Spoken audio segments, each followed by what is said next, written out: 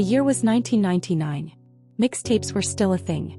The internet was slow and everything smelled like cherry lip gloss and teenage secrets. But that summer, something happened that would change my life forever. My best friend vanished, left behind a pair of neatly placed sandals, a Vi's copy of Titanic, and a whisper that still echoes in my sleep. Her name was Naya Rivers.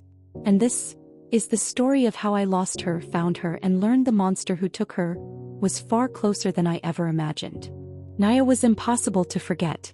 Free-spirited, loud, beautiful in a way that made people pause. She hugged like her life depended on it and laughed with her whole chest. But her greatest strength, her love for people, was also her greatest weakness. And that's how she met him. Isaac Vale, mysterious, walked into our senior year with a guitar strapped to his back and scars behind his smile. The moment their eyes met, I knew it. He was a storm and she was the girl who'd try to dance in it. At first, everything seemed beautiful. The kind of young love people write songs about. Then came the silence. Missed calls. Cancelled plans. Excuses. He's just going through something, she'd say. He needs me. He's the only one who really sees me. That line shattered me. Because Naya had people who loved her. But Isaac? He made her believe she was invisible to the rest of us. And 3 days after her 18th birthday she was gone. No note. No goodbye. Just silence. And a scent of cherry lotion left behind. A month later a cassette tape arrived in my mailbox. No return address. Just, play me alone. I pressed play. Naya's voice faded. If you're hearing this, I'm either dead or worse. He owns me now. Records me. Every smile, every tear. He said I could leave if I left myself behind. Tell my story, Tammy. Even if no one believes it. I couldn't breathe. Because the girl on that tape, that wasn't the Naya I knew. It was someone who'd forgotten how to exist.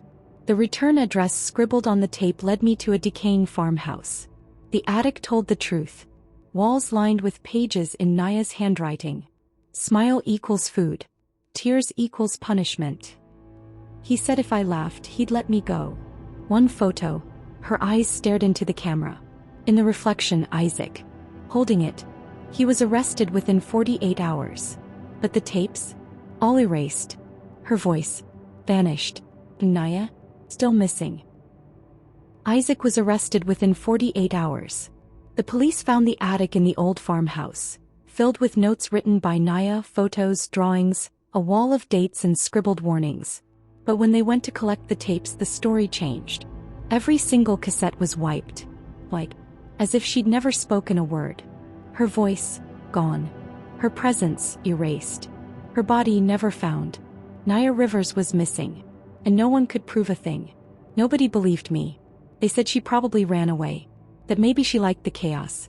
That maybe she was unstable. But I knew Naya. I knew the way her handwriting changed when she was scared. I knew how she traced stars when she was trying not to cry. She didn't run. She was taken. No. She was being forgotten. Weeks passed. I stopped sleeping. I started talking to her, out loud in the quiet, whispering into the silence of my bedroom. Come back. Please. Then one night it happened. Fog on my bathroom mirror. One word appeared like someone had dragged their finger through it. Help. I stared at it. Then blinked. Gone. I started retracing her last weeks. Her habits, routines, hiding places. That led me to the library. The old local one we used to sneak into during finals. In the poetry section stuck between pages of a Pablo Neruda collection I found it. A torn-out page from Naya's notebook. He says I belong to the shadows now. But I remember light. I remember Tammy. If this page survives, maybe I will too. It wasn't much. But it was proof she had still been fighting. The clue led me to an abandoned property on the edge of town. One Isaac used to visit. In the shed out back I found her.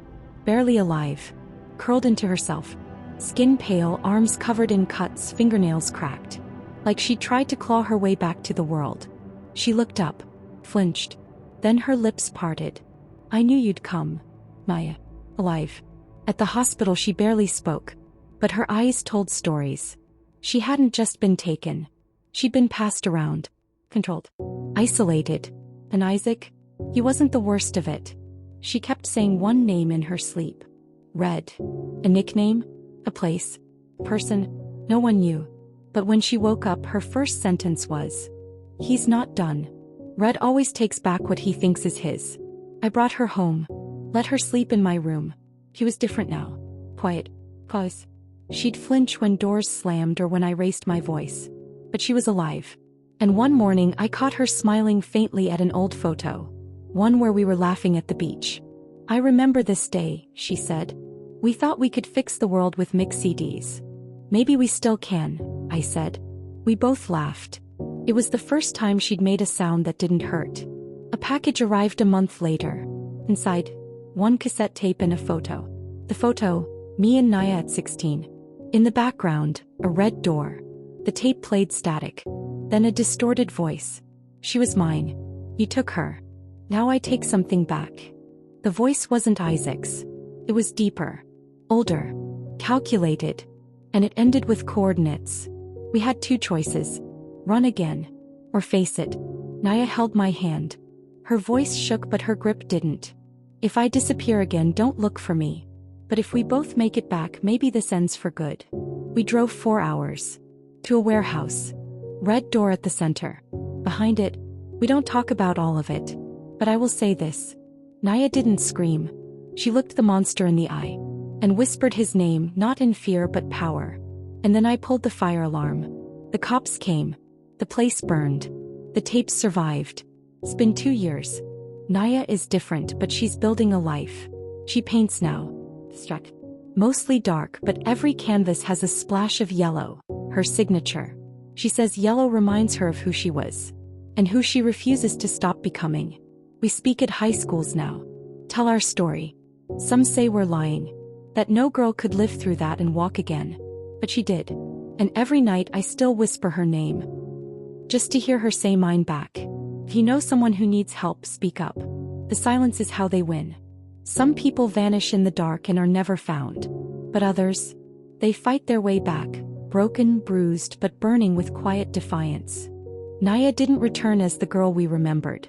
She came back as a survivor. And her story is just the beginning. Because monsters don't always hide under beds.